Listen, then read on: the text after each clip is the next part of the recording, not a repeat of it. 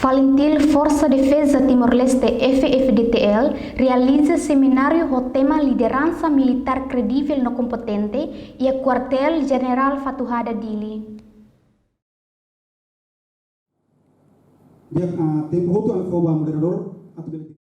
Seminário com tema liderança militar credível no competente nebe halau e quartel-general Fatuhada Dili sexta-feira, loron Ronulu Resin walu fulan janeiro tinan rihun rua Ronulu Resin rua, o objetivo atu capacita Força Armada Sira nebe saihanesan geração continuador, se credível no competente. Orador do seminário né, Chefe Estado-Maior General FFDTL, Tenente General Lere Anan Timor, Tenente Coronel Bersama, no José Lobato.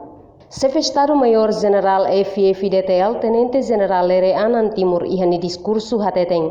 La fácil atu sai militar, também tem que compromete vida toma da instituição, nação, no povo. A nossa missão ainda não é que tem Estado e tem governo. Fala minha braço armado. Nele não coroa toda. É uma sai militar lá para fácil a nação jovens balu a noite. A sai militar difícil. Também compromete minha angaça, minha vida raça. A instituição e a nação no povo.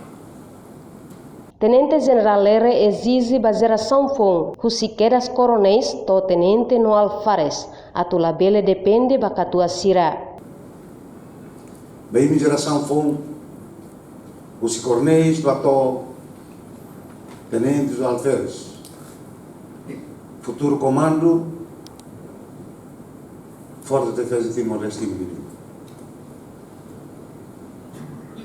Também dinema que o subaimi la bele depende da ami katuasi. E no todo até kata kau atau vida civil atau reforma. E minha ama mana falo do que se muito aí. Ana sebagai ami katuasi rantura muito dia kata ami ene lausa profissionaliza força. Mas a minha dever, a minha missão, a minha obrigação.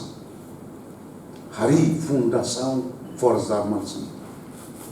Falintil ninia lema durante tinan Ronulu Racing Hat, mak povo no pátria. Nune atualmente cidadão hotu moris iha pátria ida nebe livre, soberano no independente. Reportagem Araza Vera Televisão Timor Post.